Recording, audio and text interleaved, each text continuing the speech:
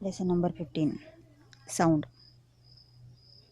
आवाज कसा होतो साऊंड प्रोड्यूस? व्हायब्रेशनमुळे. इथे एक ट्युनिंग फॉर्क दिलेला आहे. हा ट्युनिंग फॉर्क साऊंड प्रोड्यूस करतो. या ट्युनिंग फॉर्कच्या द्वारे आपण आता पाहूया की साऊंड कसा प्रोड्यूस होतो. हे पहा 15.2a मध्ये दाखवलेला आहे. हा जो ट्युनिंग फॉर्क आहे ना, याच्यावर जर आपण एखाद्या ऑब्जेक्टने हिट केलं, म्हणजे जोरात आदळलं याच्यावर एखादा ऑब्जेक्ट, आणि जर तो ट्युनिंग फॉर्क हा यू शेपमध्ये असेल आणि त्याचं जे हँडल असेल ते जर असं स्ट्रेट असेल, तर सेम वेवलेंथमध्ये त्याचा साऊंड प्रोड्यूस होतो, म्हणजे त्यातून ध्वनी निर्माण होतो. तो सेम जातो. सेम दोन्ही प्रॉंग हे आपल्या इकडे वळून सोडले तर नाही, त्या प्रॉंगवर आपण जर थोडंसं हिट केलं, सपोज आता माझ्याकडे एखादा स्टीलचा दांडा आहे किंवा लोखंडाचा दांडा आहे आणि मी त्या प्रॉंगवर, म्हणजे त्या दोन्ही प्रॉंगवर जर सपोज मी हिट केलं, म्हणजे त्याच्यावर जोरात आदळलं, तर जर समजा त्या ट्युनिंग फॉर्कचा जर आकार यू असेल, तर त्याचे जे त्याच्यातून निघणारे जे ध्वनी आहे ते सेम अमाऊंटमध्ये बाहेर जाईल, म्हणजे सारखा आवाज येईल. स्टार्टिंगपासून तर एंडपर्यंत त्याचा आवाज सारखा येईल. जर त्या ट्युनिंग फॉर्कचा आकार त्या यूपेक्षा थोडा जर विस्तारलेला असला, म्हणजे ते यूचा आकार जो आहे तो थोडा स्लाइटली असा थोडा फुगीर असेल, समोर जर थोडासा फुगीर असेल, व्ही टाईप झाला असेल, तर बीमध्ये बघ, तर तिथे आपण हिट केलं, त्या व्ही टाईपवर जर आपण थोडंसं हिट केलं, तर काय होईल, पहिला जो साऊंड आहे, म्हणजे आधीचा जो साऊंड आहे तो थोडा प्रेशराइज्ड येईल, म्हणजे तिथे हाय प्रेशर तयार झालेलं असेल. मग तिथला आवाज थोडासा त्याचे कंपनं थोडे जलद येतील, पण त्याच्यानंतर हळूहळू ते कंपनं थोडे स्लो होत जातील. म्हणजे ते रिलॅक्स होत जातील ते कंपनं. हा दुसऱ्या प्रकारचा साऊंड. त्यानंतर तिसऱ्या प्रकारचा जो फॉर्क आहे, त्यामध्ये तो जो यू आकार आहे तो थोडासा निमुळता आहे.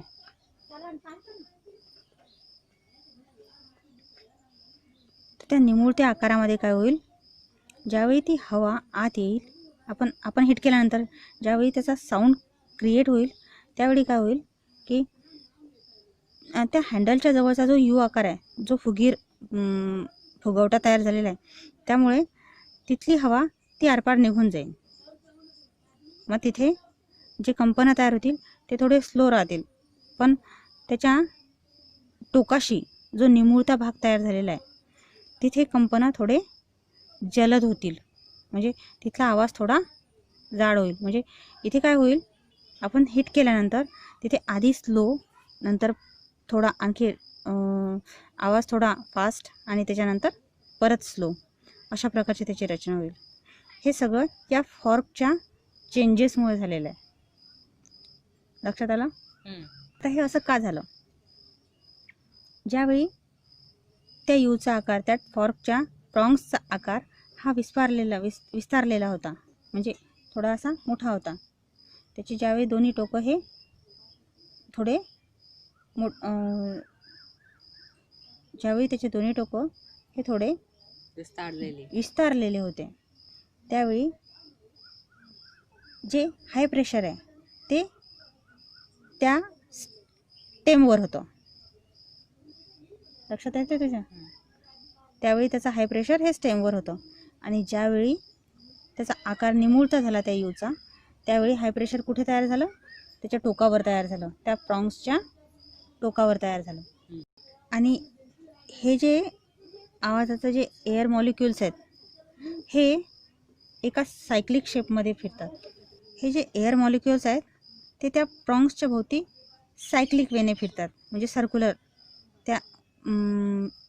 ते एअर मॉलिक्युल्स त्या प्रॉंग्सच्या भोवती, म्हणजे साऊंड क्रिएट करताना ते असे त्याला राऊंड होत आहेत. Such a periodic motion of the prongs creates compression and rarefaction in the air, and these are propagated away from the prongs. म्हणजे इथे 2 टाईपचे मोशन्स क्रिएट होऊन राहिले. एक आहे कॉम्प्रेशनचं आणि एक आहे रेअर फ्रॅक्शनचं. आणि तेच आहेत sound waves. Correct. Accordingly specific signals reach the brain. आणि सेम हेच फंक्शन आपलं ब्रेनच्या संदर्भात होतं. आपल्या कानाच्या थ्रू आवाज आत जातो, इयर ड्रमवर हिट होतं. आता इथे इयर ड्रम म्हणजे कशाचं काम करतोय? ट्युनिंग फॉर्कचं काम करतोय. मग तिथून ते सिग्नल्स ब्रेनकडे जातात आणि ब्रेन त्याचे सिग्नल्स जे ॲब्झॉर्ब करायचे ते ॲब्झॉर्ब करतो आणि आपलं सेन्स ऑफ हिअरिंगचं काम पूर्ण होतं. आता इथे एक एक्झाम्पल दिलेलं आहे आणि एक एक्सपेरिमेंटसुद्धा. काय दिसतं आपल्याला या 15.3च्या या फिगरमध्ये? हे पहा, इथे काय आहे? इथे सांगितलेलं आहे की मीडियम म्हणजे माध्यम हे नेसेसरी आहे फॉर प्रोपगेशन ऑफ साऊंड. तर त्यांनी काय केलं आहे, एक बेल जार दिलेली आहे आपल्याला. एक जार आहे, त्याच्यामध्ये आत बेल आहे, इलेक्ट्रिक बेल आहे. त्याचं या लीडवर त्याचं ऑन ऑफचं कंट्रोल आहे. म्हणजे इथे त्याचं स्विच आहे बाजूला. त्याच्यानंतर इलेक्ट्रिक बेल ही आत आहे आणि खाली आहे ही व्हॅक्यूम ट्यूब आहे. म्हणजे हवेला पूर्णपणे बाहेर ओढून घेण्यासाठी ही ट्यूब आहे. ठीक आहे. इथे व्हॅक्यूम पंप लावलेला आहे. आपण ज्यावेळी इलेक्ट्रिक बेल ऑन करू त्यावेळी साहजिकच आहे यामध्ये आवाज होईल. जर इथे पूर्ण हवा असेल, या जारमध्ये आत जर हवा असेल तर ही बेल रिंगिंग स्टार्ट होईल याचं आणि तो आपल्याला ऐकू येईल आवाज. ज्यावेळी ही बेल रिंग करत असेल त्यावेळी जर आपण या व्हॅक्यूम पंपने यातली हवा हळूहळू बाहेर काढू, जर आपण ओढून घेऊ याची हवा, त्यावेळी या बेलचा आवाजही थोडा थोडा कमी होईल. असं का होईल? आता There is no medium for sound. there is still some medium, that's why the sound is reducing. And at last when we completely throw out the air from that jar, then only the sound of that electric bell will completely vanish because the vacuum is created in it. आणि हा video पहा.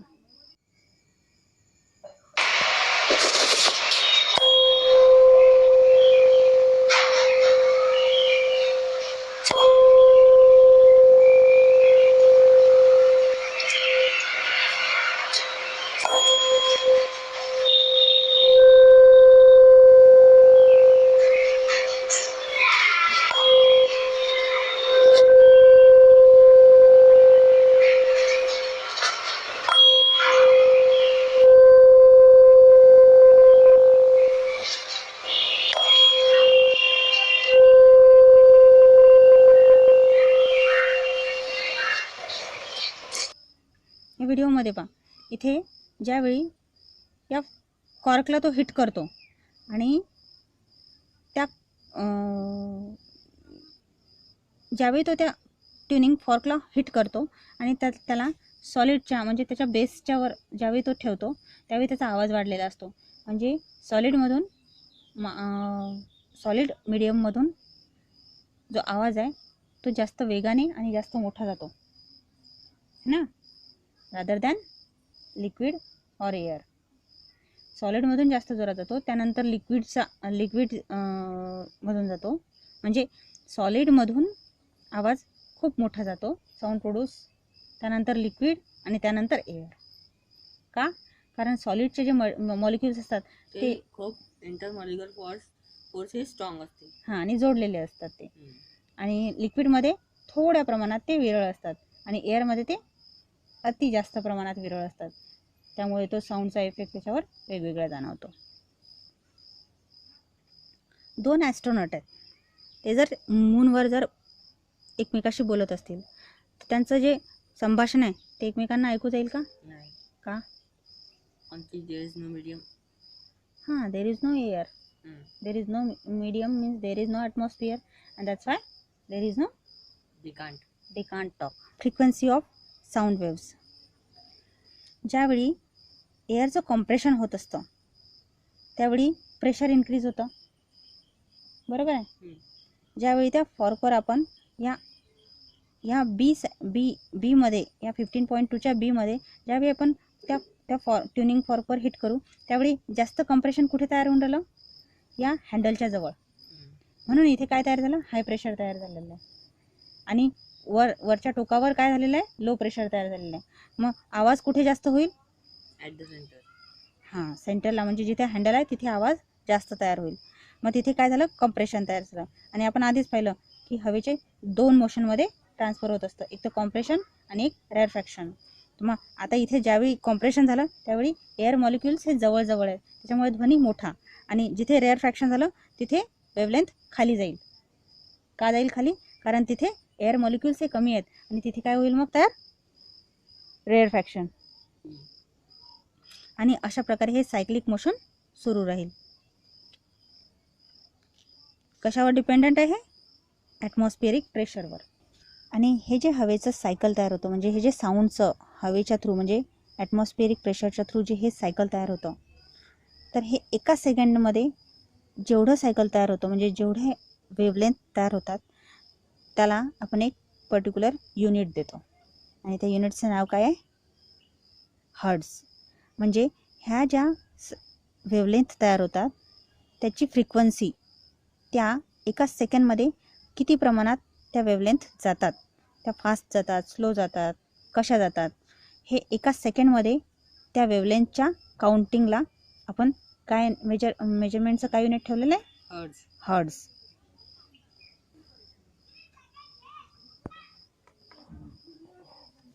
एका सेकंडमध्ये जे compression आणि रेअरफॅक्शन आहे ह्या दोघां मिळून जे आपल्याला एक तरंग तयार होतो, तो एका सेकंदात ते किती तयार होतात त्याला म्हणतात, त्याचं युनिट हर्ट्झ. त्याला म्हणतात त्याची वारंवारता. आणि ते आपण वारंवारता ही कशात,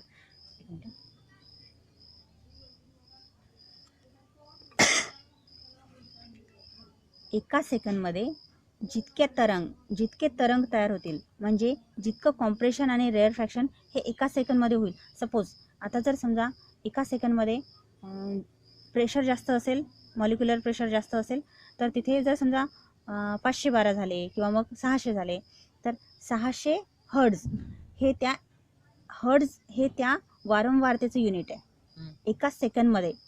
मग आता हे हर्ट्झ हे नेहमी बदलत असतील, कधी ते 512 होऊ शकतात, ते 600 होऊ शकतात, ते 30 होऊ शकतात, ते 12 होऊ शकतात, है ना. थांब, question number 1 fill in the blanks मध्ये पहा. See the total number of compressions and rarefactions produce per second in a sound wave is 1000. The frequency of sound wave, आता तिथं उत्तर आहे 1000, तर ते 1000 तिथं उत्तर हे रॉंग कसं काय. 1000 हे उत्तर तुझं आहे. हां, माझं उत्तर आहे, कारण की साऊंड प्रोड्यूस हे 1000 वेळा झालं आणि जेवढा नाही. टाइम्स ते 1000 वेळा आहे, तर 1000च त्याची फ्रिक्वेन्सी यायला पाहिजे. पण इथे काय म्हटलेलं आहे, इथे वेव्हलेंथचा नंबर दिलेला आहे का तुला, इथे वेव्हलेंथचा नंबर नाही आहे ना. इथे काय म्हणते, the total number of compressions and rarefactions produce per second. इथे त्याने तिची वारंवारता, म्हणजे ती जे तरंग आहे ना, त्या तरंगाची खाली येण्याचा आणि वरती जाण्याचा, म्हणजे कॉम्प्रेशन आणि रेअरफॅक्शनचा रेट सांगितलेलं आहे तुला. रेअरफॅक्शन किती वेळा झालं आणि कॉम्प्रेशन किती वेळा झालं याचं टोटल सांगितलेलं आहे तुला, हे 1000 वेळा झालं. म्हणून आपण काय म्हटलं की रेअरफॅक्शन आणि कॉम्प्रेशन याच्या दोघांचं मिळून एक वेवलेंथ तयार झाली. एक वेवलेंथ म्हणजे एक तरंग तयार झाला. तिथे या तरंगमध्ये दोन्ही येतं, रेअरफॅक्शनही येतं आणि कॉम्प्रेशनही येतं. हे दोन्ही मिळून एक वेवलेंथ. आणि त्या अशा वेवलेंथ जर हे 1000 होत असेल, ह्या दोघांचं जर ॲडिशन 1000 असेल, तर साहजिकच आहे त्याची तरंग लांबी, त्याचं वेवलेंथ काय तयार होईल, 500. बरोबर आहे ना. माझं उत्तर 500 असायला पाहिजे. नेक्स्ट हे पहा, इथे ना जलतरण माहिती आहे का तुला, काय असतं जलतरण. 7 नाही तर 12 टाईपचे एक बाउल्स असतात. त्यात म्हणजे एका बॉलमध्ये थोडंसं पाणी असते, त्याच्या म्हणजे हर एक बॉलमध्ये डिफरंट लेवलवर पाणी असतं. का ते डिफरंट लेवलवर पाणी ठेवतात, असे वेगवेगळ्या लेयर्स म्हणजे का त्यांचे लेवल वेगवेगळे असते? त्यांची फ्रिक्वेन्सी आहे त्या पाण्यानुसार बदलत जाते. आपल्याला काय करायचं आहे, आपण सपोज जर आपण घरी जलतरण तयार करायचा विचार केला तर होऊ शकेल का? होऊ शकते. त्यासाठी आपल्याला काय घ्यावं, सेम आकाराचे बाउल घ्यावे लागतील. त्याच्यात आपल्याला वेगवेगळ्या लेवलवर आपल्याला पाणी टाकावं लागेल. म्हणजे एअर गॅप्स जितके आहेत त्या बाउलमध्ये पाणी आणि पाण्याच्या वर जेवढं लेवल एअर गॅपचा आहे त्याच्यानुसार आपल्याला ते साऊंड प्रोड्यूस करतील. आणि तो आवाज एकदम जर तो त्यावरून जर आपण एखादी पेन्सिल किंवा मग एखादा रॉड वगैरे फिरवला तर आवाज एकदम आल्हाददायक येतो. आता इथे साऊंड आणि म्युझिकचं कॉम्बिनेशन आहे. इथे जे सरगममधले 7 सूर असतात त्यांच्या वेगवेगळ्या फ्रिक्वेन्सीज इथे दिलेल्या आहेत. आणि इथे काही इन्स्ट्रुमेंट दिलेले आहेत, म्युझिकल इन्स्ट्रुमेंट. त्याचे नावं आपल्याला इथे लिहायचे आहेत. हे तू करू शकशील ना? आता साऊंड प्रोड्यूस्ड बाय ह्युमन. आपल्या ह्या घशामध्ये ना आवाजाचा एक बॉक्स आहे, त्याला काय म्हणतात? लॅरिनेक्स. काय म्हणतात त्याला? लॅरिनेक्स. हा लॅरिनेक्स कुठे आहे? इथे. जिथे आपण अन्न गिळताना जर आपण इथे सपोज इथे जर गळ्यावर जर आपण इथे हात ठेवला आणि अन्न गिळतानाची जर समजा प्रोसेस असेल सुरू, तर त्यावेळेस आपल्याला स्पष्टपणे ऐकू म्हणजे हाताला लागतं ते. इथे हात ठेवून पहा बरं, थोडंसं असं काहीतरी गिळण्याचा प्रयत्न कर. वाटतं इथे? तर इथे तो व्होकल बॉक्स आहे, त्याला काय म्हणतात? लॅरिनेक्स.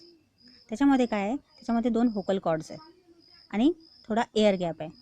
ज्यावेळी आपण विंड पाईपच्या थ्रू म्हणजे आपल्या नोझलमधून ज्यावेळी आपण विंड पाईप थ्रू आत एअर इनटेक करतो आणि ती लंग्सपर्यंत पोहोचते, किंवा मग लंग्सपासून ती एअर ज्यावेळी CO2 बाहेर यायचा प्रयत्न करतो, त्यावेळी लंग्स काय करतात? त्या विंड पाईपला जोरात पुश करतात. म्हणजे ती एअर प्रेशरने तिथे एअर प्रेशर तयार होऊन ती हवा आपल्या नाकावाटे बाहेर येते. पण त्या दरम्यान काय होते? ज्यावेळी ती हवा त्या विंड पाईपच्या थ्रू बाहेर येत असते, त्यावेळी ती या गळ्याच्या जवळून जाते. इथे व्होकल बॉक्स असतो, लॅरिनेक्स असतो. त्या लॅरिनेक्समुळे तो व्होकल बॉक्स आहे ना, तो कॉम्प्रेस होतो. मग तिथे ज्या त्या 2 नळ्या आहेत, व्होकल कॉर्ड्स आहेत, त्या थोड्या त्यांची साईड म्हणजे त्या थोड्या कॉम्प्रेस होतात, किंवा मग त्या म्हणजे तिथे त्यांचा आपला श्वास घेतल्यानंतर तिथे जर प्रेशर तयार झालं तर त्या थोड्या एक्सपांड होतात. त्याच्यानंतर ज्यावेळी आपला श्वास बाहेर सोडतो त्यावेळी म्हणजे आपला श्वास घेण्यामध्ये आणि श्वास सोडण्यामध्ये जे अंतर असतं त्यावेळी त्यांचं रिलीज असतात. अशा प्रकारे काय होतं? तिथे एक असं स्ट्रेचिंग आणि रिलीजिंगचं वर्क सतत सुरू असतं आणि ते काय करतं? साऊंड प्रोड्यूस करतं. आलं लक्षात? सपोज आता एखादा सायकलचं जुनं टायर आहे, ट्यूब आहे. त्या ट्यूबचे आपण असे 2 तुकडे घेतले, गोल 2 चकत्या घेतल्या. आपण सायकलच्या ट्यूबच्या 2 चकत्या घेतल्या, म्हणजे असे रबर सारखे बरं. आणि ते रबर जर आपण असे एकमेकावर ठेवले आणि आपण जर त्यांना जोरात स्ट्रेच केलं आणि ज्यावेळी ते स्ट्रेच असतील त्यावेळी जर आपण त्या 2 रबरच्या मधातून जर आपण थोडी हवेची फुंकर घातली तर तिथे आवाज तयार होतो. तर तशा प्रकारचं हे काम आपल्या व्होकल कॉर्ड्स म्हणजे हा जो लॅरिनेक्स आहे तो करत असतो. ठीक आहे. Vocal cords are 20 centimetre in length in male, about 15 centimetre in female, आणि त्याच्यापेक्षाही लहान असेल ते चिल्ड्रनमध्ये असू शकतात. Therefore the voice of male female children are different. आल्या लक्षात? जेवढा लॅरिनेक्स मोठा असेल तेवढा आवाज जास्त जाड, छोटा असेल तर थोडा कमी, स्वीट, मंद, आणि मुलांचा त्यापेक्षा छान गोड. लाऊडस्पीकरमध्ये आवाज कसा काय तयार होतो याचा व्हिडिओ आपण पाहूया.